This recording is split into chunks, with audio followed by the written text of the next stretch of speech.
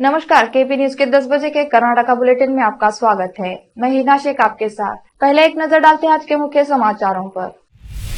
कर्नाटक पशु चिकित्सा, पशु एवं मत्स्य विज्ञान विश्वविद्यालय के विद्यार्थी स्टिपेंड बढ़ाने की मांग को लेकर धरने पर बैठे। डबल इंजन सरकार लोगों के दरवाजे पर सेवा दे रही है, जिला प्रभारी मंत्री शंकर बी पाटिल मुनेकोप्पा ने कहा। आईटी अधिकारियों ने कर्नाटक के हावेरी में एमएलसी के घर कार्यालय पर छापा मारा। सोमन्ना ने कहा कि मैं बीजेपी कभी नहीं छोड़ूंगा। कृषि मंत्री किसानों के नाम पर लूट रहे हैं, सिद्धरामैया का आरोप।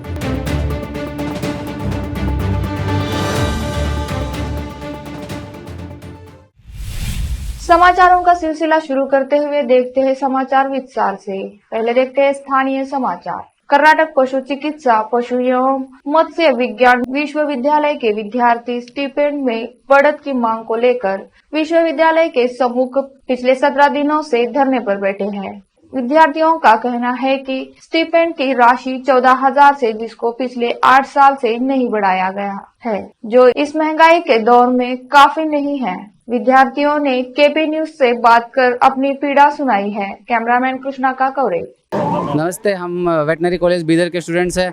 हम पिछले 17 दिनों से स्ट्राइक पे हैं। हमारा स्ट्राइक करने का एक रीज़न है कि जो हमारा को स्टाइफंड दिया जा रहा है, इंटर्नशिप स्टाइफंड दिया जा रहा है, वो अभी 14,000 है, जिसको हम पिछले 8 साल से रिवाइज़ नहीं किया गया है। इसके लिए हम पिछले 1.5 साल से कार्यरत है। हमने सीएम को लेटर दिया, मिनिस्टर सबको लेटर दे दिया, बट हमारी कहीं भी सुनवाई नहीं हो रही है। उससे परेशान होकर Karnataka veterinary fishery science university के सभी स्टूडेंट्स हैं, जिसके अंदर 5 कॉलेज आती हैं, उन सभी ने स्ट्राइक कर दिया। आज स्ट्राइक का 17वां दिन है, जिसके अंतर्गत हम लोगों ने डीसी ऑफिस में रैली भी निकाली, डीसी को सर को ज्ञापन भी दिया है, और हम अलग अलग जगह पे सीएम सर से और अदर मिनिस्टर से भी मिले हैं। उन सभी ने हमको आश्वासन दिया है कि जल्द से जल्द हमारा काम किया जाएगा, स्टाइपेंड में इंक्रीमेंट किया जाएगा, लेकिन अभी तक कोई सुनवाई नहीं की जा रही है। इसलिए हमारी जो स्ट्राइक है इसको कंटिन्यू रखा जा रहा है। हमने इसके अंतर्गत सीएम को जो लेटर दिया उसमें सारे डॉक्यूमेंट्स अटैच किए हैं, जबकि सुप्रीम कोर्ट ऑफ इंडिया और 7 CPC क्लियरली बोलता है कि वेटनरी डिग्री और मेडिकल डिग्री दोनों बराबर है।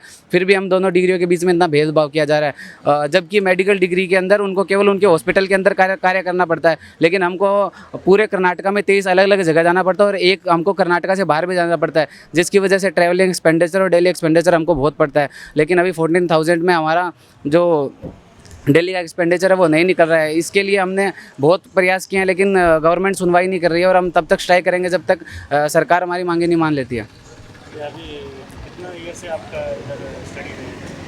अभी 5.5 साल का कोर्स रहता है हमारा, 4.5 साल का कॉलेज में रहता है, 1 साल हमारा इंटर्नशिप रहता है।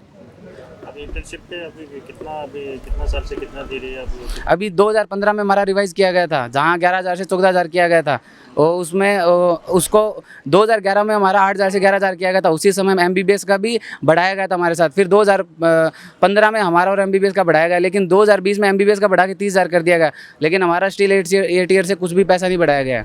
ನಮಸ್ಕಾರ ಸರ್, ನಾವು 17 ದಿನ ಆಯಿತು ನಾವು ಸ್ಟ್ರೈಕ್ ಮಾಡ್ತಾ ಬರ್ತಿದ್ದೀವಿ. ನಮ್ಮದು ಸ್ಟ್ರೈಕ್ ರೀಸನ್ ಏನು ಅಂತಂದರೆ ನಮ್ಮ ಸ್ಟೈಫಂಡ್ ಹೆಚ್ಚಳ ಆಗಬೇಕು ಅಂತ.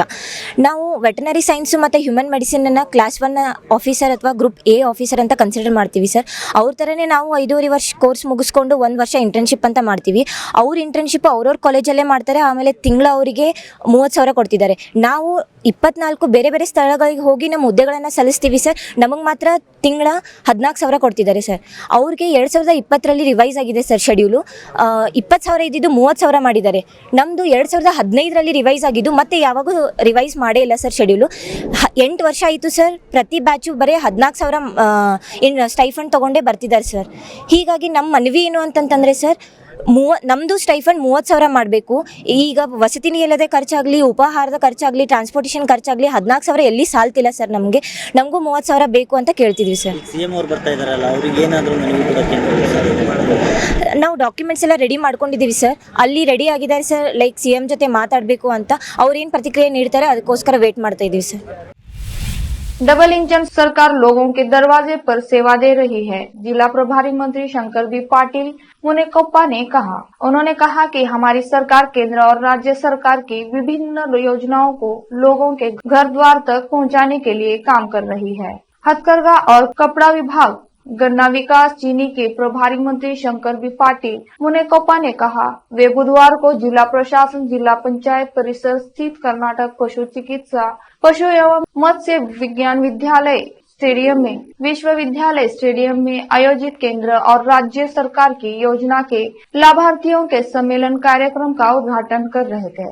उन्होंने कहा, यह सम्मेलन राज्य भर में सरकार द्वारा आयोजित किया जा रहा है। नरेंद्र मोदी केंद्र और राज्य सरकार की योजनाओं पर लाभार्थियों के खातों में सीधे धन जमा करने के लिए काम कर रहे हैं। यह देश में एक नया बदलाव लाने का एक प्रयास है।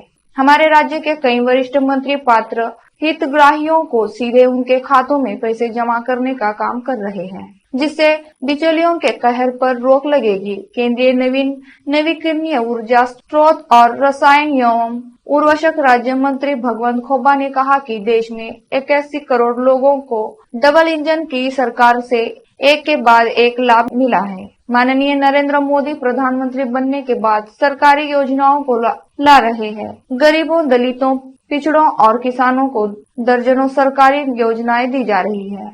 पशुपालन मंत्री प्रभु बी चौहान ने कहा कि यह सम्मेलन राज्य के हर जिले में इस उद्देश्य से किया जा रहा है कि सरकार की योजनाएं लोगों तक पहुंचे और कर्नाटक के 6 करोड़ लोगों का विकास हो। सरकार ने बच्चों को लाभ पहुंचाने के लिए अनुसूचित जाति और अनुसूचित जनजाति के लिए आरक्षण 15% से बढ़ाकर 17% कर दिया है। उन्होंने कहा कि 3% आरक्षण को बढ़ाकर 7% कर दिया गया है। अगर उनके मवेशियों के साथ कोई स्वास्थ्य समस्या है तो वे हेल्पलाइन नंबर 1962 पर कॉल करें और तुरंत एक एम्बुलेंस और एक डॉक्टर आपके घर आएंगे और मवेशियों का इलाज करेंगे। हमारे विभाग में प्रत्येक जिले में एक गौशाला, भेड़ों के लिए योजना सहित कई योजना लागू की गई है। उन्होंने कहा कि बसवा कल्याण में 6 करोड़ की लागत से एक्सपीरियंस हॉल का कार्य चल रहा है और यह एक अंतर्राष्ट्रीय पर्यटन केंद्र बने। बीदर दक्षिणा के विधायक बंडेपा काशिमपुर ने कहा, मैं सभी को बधाई देता हूं क्योंकि यह कार्यक्रम मेरे निर्वाचन क्षेत्र में चल रहा है। इस खंड में बेंगलुरु स्कूल, कॉलेज और इसी तरह की नौकरियां मिलनी चाहिए। उन्होंने कहा कि जब मैंने 20 महीने कृषि मंत्री और 14 महीने सहकारिता मंत्री रूप में काम किया, तब मैंने कई विकास किए हैं। इस अवसर पर विभिन्न विभागों से शासकीय योजनाओं का लाभ लेने वाले हितग्राहियों को दावा पत्र का वितरण किया गया। इस अवसर पर state industrial and infrastructure development corporation के अध्यक्ष डॉक्टर शैलेंद्र के बेलडारे, बसवा कल्याण विधायक शरणु सलगार, विधायक परिषद सदस्य रघुनाथ राव मलकापुरे, बीदर शहरी विकास प्राधिकरण अध्यक्ष बाबूवली यदलापुर, ग्राम पंचायत अध्यक्ष सपना संजू कुमार, जिला कलेक्टर गोविंद रेड्डी, जिला पंचायत मुख्य कार्यकारी अधिकारी शिल्पम यम, जिला पुलिस अधीक्षक चन्नबसवना एसएल, जिला स्तर के विभिन्न विभागों के अधिकारियों और जिला के विभिन्न तालुकों से सरकार से लाभार्थियों सहित बड़ी संख्या में लोग उपस्थित थे। केंद्र ಮತ್ತು ರಾಜ್ಯ ಸರ್ಕಾರಗಳ ಯೋಜನೆಗಳ ಫಲಾನುಭವಿಗಳ ಸಮ್ಮೇಳನದ ಈ ಸಮಾರಂಭದ ಅಧ್ಯಕ್ಷತೆಯನ್ನು ವಹಿಸಿರ್ತಕ್ಕಂಥ ಈ ಭಾಗದ ಶಾಸಕರು, ಮಾಜಿ ಮಂತ್ರಿಗಳಾಗಿರ್ತಕ್ಕಂಥ ಬಂಡೆಪ್ಪನ ಕಾಶಂಪುರ ಅವರೇ, ಇನ್ನೊಬ್ಬ ಈ ಭಾಗದ ಲೋಕಸಭಾ ಸದಸ್ಯರು, ಕೇಂದ್ರದ ಮಂತ್ರಿಗಳಾಗಿರ್ತಕ್ಕಂಥ ಭಗವಂತ ಖೋಬಾ ಅವರೇ, ಈ ಒಂದು ಕಾರ್ಯಕ್ರಮದಲ್ಲಿ ಈಗ ತಾನೇ ನಮ್ಮೆಲ್ಲರನ್ನ ಉದ್ದೇಶಿಸಿ ಮಾತನಾಡಿರ್ತಕ್ಕಂಥ ಹಿರಿಯ ಸಚಿವರು, ಮಾನ್ಯ ಗಣಿ ಮತ್ತು ಭೂ ವಿಜ್ಞಾನ ಮತ್ತು ಮಹಿಳಾ ಮತ್ತು ಮಕ್ಕಳ ಅಭಿವೃದ್ಧಿ, ವಿಕಲಚೇತನ ಹಾಗೂ ಹಿರಿಯ ನಾಗರಿಕರ ಸಬಲೀಕರಣ ಸಚಿವರಾಗಿರ್ತಕ್ಕಂಥ ಮಾನ್ಯ ಹಾಲಪ್ಪನ ಆಚಾರ್ಯ ಅವರೇ, ಪಶುಸಂಗೋಪನಾ ಸಚಿವರು, ನನ್ನ ಆತ್ಮೀಯ ಸ್ನೇಹಿತರಾಗಿರ್ತಕ್ಕಂಥ ಪ್ರಭು ಚವ್ಹಾಣ್ ಅವರೇ, ನಿಗಮದ ಅಧ್ಯಕ್ಷರಾಗಿರ್ತಕ್ಕಂಥ ಡಾಕ್ಟರ್ ಶೈಲೇಂದ್ರ ಬೆಲ್ದಾಳಿ ಅವರೇ,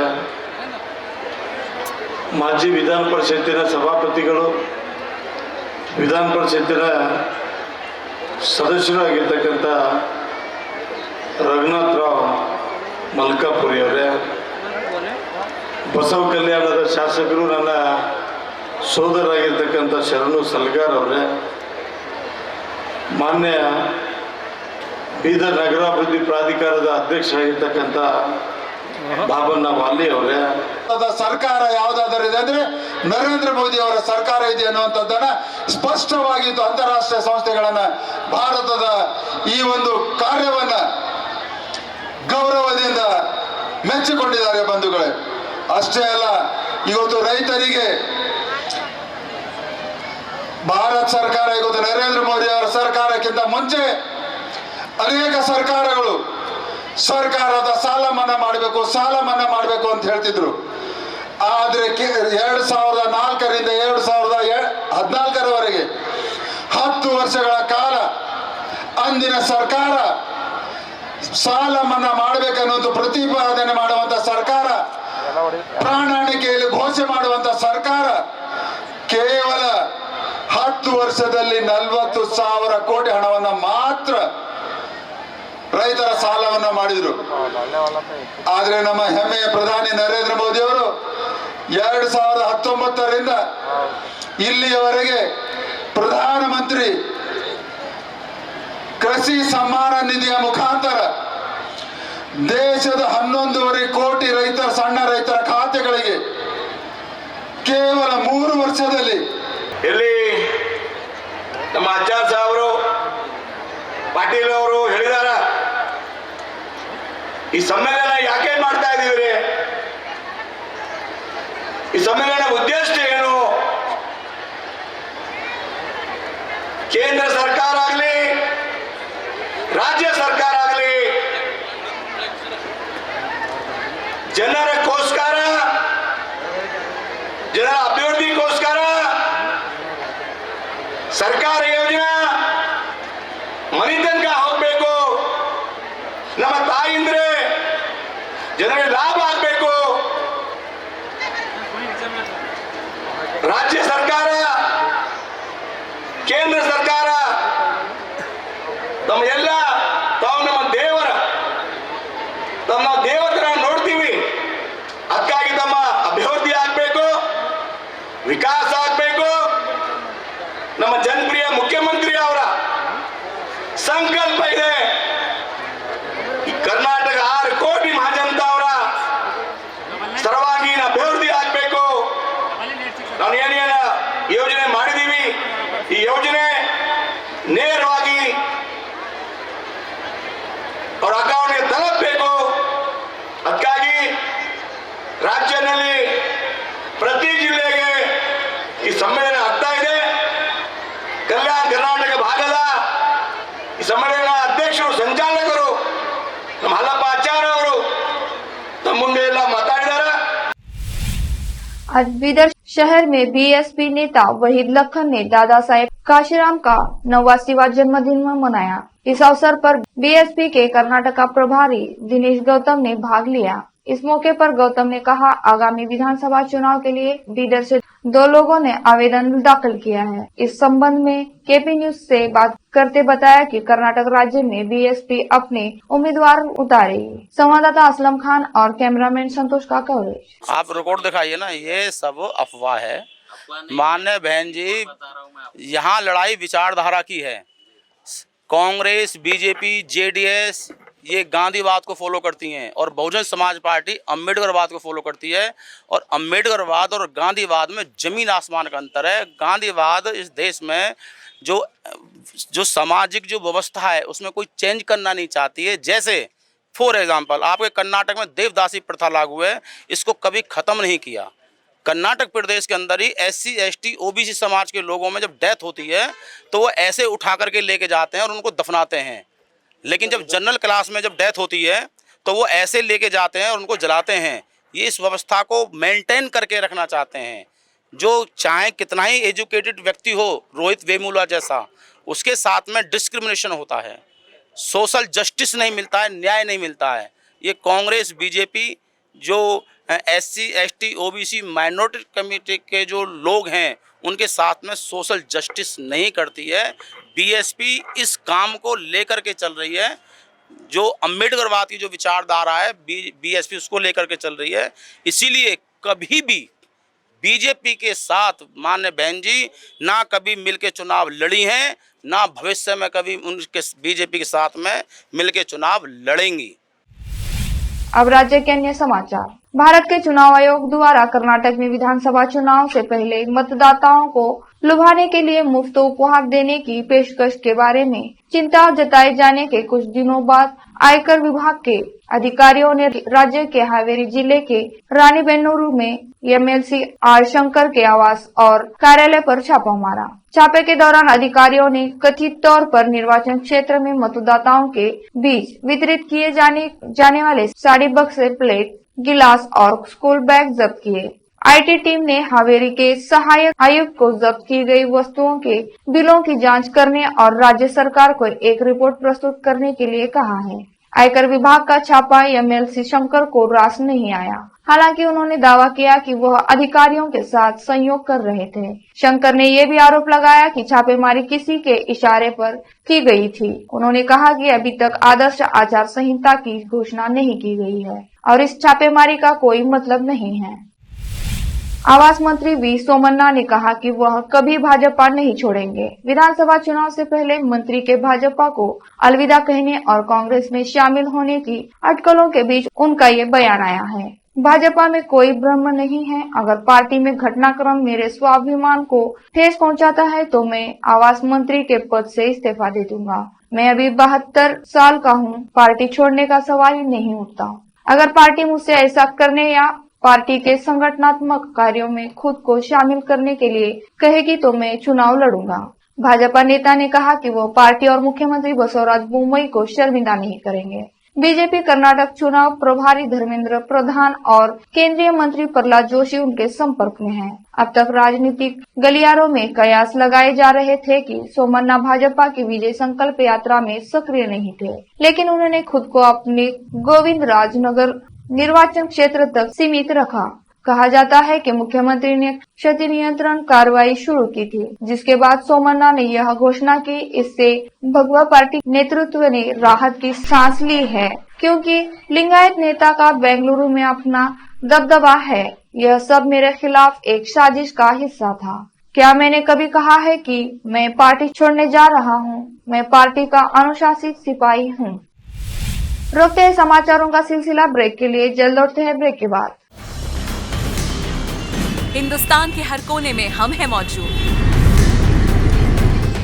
24 घंटे हालात पर गहरी नजर, खबरों से जुड़े चुपते सवालात और आपको दिखाता है धार्मिक, सामाजिक, राजनीतिक, लोकल और इंटरनेशनल न्यूज की सबसे बेहतर कवरेज, जो आपको रखती है हर पल बाखबर। देश और दुनिया भर की खबर के लिए देखते रहें KP news 24/7। Noor education trust Bidar की ओर से चलाए जाने वाला Noor MEd and BEd college Bidar, recognized by NCTE Delhi and affiliated to Gulbarga University, Gulbarga. Admission are open for the academic year 2022-23. विशेषज्ञ और सक्षम शिक्षकों द्वारा शिक्षा प्राप्त करने के लिए नूर एमएड एंड बीएड कॉलेज में दाखिला लें और शांत वातावरण में शिक्षा प्राप्त करें।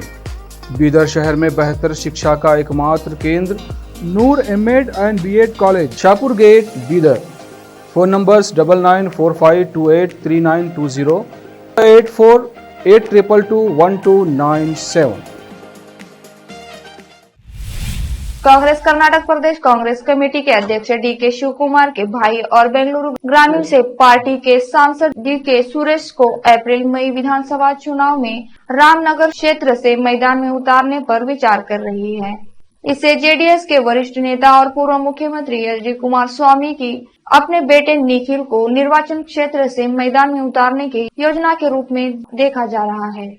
निर्वाचन क्षेत्र के वर्तमान में कुमार स्वामी की पत्नी अनीता के पास है। पत्रकारों से बात करते हुए शिव कुमार ने कहा कि पार्टी के केंद्रीय नेताओं ने हाल की बैठक में इस मामले पर चर्चा की है और रामनगर में पार्टी कार्यकर्ता भी आग्रह कर रहे हैं वह सुरेश इस क्षेत्र से चुनाव लड़े। यह एक बड़ा फैसला होगा मैंने अभी तक अपने नेताओं और सुरेश के साथ इस पर चर्चा नहीं की है। विचार विमर्श के बाद हम तय करेंगे कि पार्टी के सर्वोत्तम हित में क्या होगा। कनकपुरा विधायक ने कहा उन्हें पार्टी के फैसले से जाना होगा। पार्टी ने निर्देशकों के अनुसार उन्होंने जेडीएस सुप्रीमो एचडी देवेगौड़ा के खिलाफ चुनाव लड़ा था। उन्होंने कहा कि राजनीति में कभी कभी यह अपरिहार्य हो जाता है। बेंगलुरु ग्रामीण एकमात्र सीट थी जिसे कांग्रेस ने 2019 के आम चुनाव में जीतने में कामयाबी हासिल की थी, जब मल्लिकार्जुन खड़गे, के.एच. मुनियप्पा, एम. वीरप्पा मोइली और कई अन्य नेता हार गए थे। बीजेपी ने उस चुनाव में 28 में से 25 सीटों पर जीत हासिल की थी, जब कांग्रेस और जेडीएस चुनाव पूर्व गठबंधन के साथ चुनाव में उतरे थे। अगर कांग्रेस नामनगर से सुरेश को मैदान में उतारने का फैसला करती है, जिसे जेडीएस का गठ माना जाता है, तो यह इस समय के लिए सबसे हाई प्रोफाइल निर्वाचन क्षेत्रों में से एक होगा। शिव कुमार ने नेतृत्व में कांग्रेस पुराने मैसूरू क्षेत्र में प्रभावशाली ओकालिगा समुदाय से अधिकतम समर्थन प्राप्त करने का प्रयास कर रही है, जबकि क्षेत्रीय पार्टी नेतृत्व समुदाय में अपने समर्थक के आधार को मजबूत करने के लिए सभी प्रयास कर रहा है। समुदाय से समर्थन क्षेत्र में जेडीएस के राजनीतिक आधार का मूल बनाता है। विपक्ष के नेता सिद्धरामैया ने कहा कि कृषि मंत्री बीसी पाटिल किसानों के नाम पर पैसे की लूट कर रहे हैं। लोकायुक्त पुलिस ने मदल विरूपक्षप्पा भाजपा विधायक के घर पर छापेमारी के दौरान 8 करोड़ रुपए बरामद किए, लेकिन अगर वे पाटिल के घर की तलाशी लेंगे तो उन्हें कम से कम 1000 करोड़ रुपए मिलेंगे। उन्होंने हावेरी जिले के हेरेकेरूर में प्रजाध्वनि यात्रा को संबोधित किया। सिद्धरामैया ने कहा कि पाटिल 2018 के चुनाव में कांग्रेस के उम्मीदवार थे।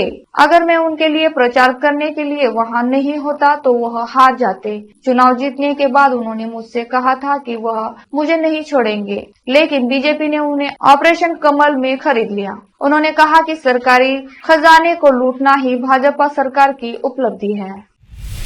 मुख्यमंत्री बसवराज बोम्मई ने मंगलवार को गंगावती तालुका के अंजनाद्री में विभिन्न विकास कार्यों का शुभारंभ किया। पत्रकारों से बात करते हुए मुख्यमंत्री ने कहा कि अंजनाद्री में रोपवे सहित सभी बुनियादी सुविधाएं चरणबद्ध तरीके से प्रदान की जाएंगी। उन्होंने कहा कि सरकार ने इस उद्देश्य के लिए 125 करोड़ रुपए निर्धारित किए हैं, जिसमें से 21.51 करोड़ रुपए की लागत से बुनियादी ढांचा उपलब्ध कराया जाएगा। कर्नाटक उच्च न्यायालय ने माना है कि 5 साल तक सहमति से यौन संबंध केवल इसलिए बलात्कार नहीं हो सकता क्योंकि यह शादी में परिणत नहीं हुआ। अदालत ने यह टिप्पणी एक ऐसे व्यक्ति के मामले की सुनवाई करते हुए की जिस पर उसकी 5 साल से अलग रह रही प्रेमिका ने बलात्कार का आरोप लगाया था। न्यायमूर्ति एम नागप्रसन्ना ने कहा कि आरोपी और शिकायतकर्ता प्यार में थे और 5 साल की अवधि में कई बार यौन संबंध बनाए। न्यायाधीश ने यह भी कहा कि संबंध सहमति से बने थे और शारीरिक संबंध बनाए रखने के दौरान कथित तौर पर कोई बल नहीं था। मामले में सहमति 1, 2 या 3 बार नहीं है, दिनों या महीनों के लिए नहीं बल्कि कई वर्षों के लिए, ठीक 5 साल के लिए, जैसा कि शिकायत में बताया गया है कि दोनों प्यार में थे। इसलिए 5 लंबे वर्षों के लिए यह नहीं कहा जा सकता है कि इस तरह के मामलों के लिए एक महिला की सहमति ली गई है। यह सब उसकी इच्छा के विरुद्ध है। पीठ ने बलात्कार के आरोपों को खारिज करते हुए कहा कि आरोपी के मुताबिक वह और शिकायतकर्ता शुरू में दोस्त थे और उनका रिश्ता प्रेम प्रसंग में बदल गया। वो 5 साल तक प्यार में रहे और शारीरिक संबंध बनाए, लेकिन जातिगत अंतर के कारण शादी नहीं कर सके। आरोपी पर उसके अलग रह रहे साथी की शिकायत के आधार पर दुष्कर्म का मामला दर्ज किया गया था। पीड़िता ने अपनी शिकायत में दावा किया है कि उसने शादी के बहाने यौन संबंध बनाने की सहमति दी थी और यह बलात्कार की श्रेणी में आता है। हालांकि उसने कहा कि आरोपी ने शुरू में उसके साथ जबरन संभोग किया। न्यायाधीश ने यह कहते हुए इसे खारिज कर दिया कि यह यौन संबंध 5 साल तक जारी रहा और इसलिए इसे गैर सहमति वाला नहीं कहा जा सकता। अदालत ने कहा कि पार्टियों के बीच यौन संबंध सहमति से है और यह आरोप नहीं लगाया जा सकता है कि यह आईपीसी की धारा 375 के तहत बलात्कार का एक घटक बन जाएगा, क्योंकि यह धारा 376 तहत दंडनीय है। बेंगलुरु और मैसूरू के बीच बस यात्रा महंगी हो गई है। जिस दिन भारतीय राष्ट्रीय राजमार्ग प्राधिकरण NHAI ने 119 किलोमीटर के बेंगलुरु मैसूरू एक्सप्रेसवे के एक हिस्से पर टोल एकत्र करना शुरू किया, KSRTC ने कहा कि यह यात्रियों पर बोझ डालेगा। राज्य द्वारा संचालित ट्रांसपोर्ट ने कहा कि वह कर्नाटक सीरीज बसों पर यात्रा करने वाले प्रत्येक यात्री से 15 रुपए, राजहंसा बसों पर 18 रुपए और अन्य मल्टी एक्सेल बसों पर 20 रुपए का उपयोगकर्ता शुल्क वसूल करेगा। KSRTC ने एक बयान में कहा कि उपयोगकर्ता शुल्क केवल उन यात्रियों से लिया जाएगा जो विशेष रूप से एक्सप्रेसवे पर चलने वाली बसों में यात्रा करते हैं। मंगलवार को NHAI ने नए खुले एक्सप्रेसवे के बेंगलुरु निदाघट्टा खंड के लिए टोल एकत्र करना शुरू कर दिया। ट्रकों बसों को 460 रुपए का तरफा और 690 रुपए 24 घंटे के भीतर वापसी का भुगतान करना पड़ता है। बस के लिए मासिक पास 50 सिंगल ट्रिप की कीमत 15,325 रुपए है। कनीमिनी के टोल प्लाजा पर टोल वसूला जाता है। फिर से एक नजर डालते हैं मुख्य समाचारों पर। कर्नाटक स्वरूप पशु चिकित्सा पशु एवं मत्स्य विज्ञान विश्वविद्यालय के विद्यार्थी स्टिपेंड बढ़ाने की मांग को लेकर धरने पर बैठे। डबल इंजन सरकार लोगों के दरवाजे पर सेवा दे रही है, जिला प्रभारी मंत्री शंकर बी पाटिल मुनेकोप्पा ने कहा। IT अधिकारियों ने कर्नाटक के हावेरी में MLC के घर कार्यालय पर छापा मारा। सोमन्ना ने कहा कि मैं बीजेपी कभी नहीं छोड़ूंगा। कृषि मंत्री किसानों के नाम पर लूट रहे हैं, सिद्धरामैया का आरोप।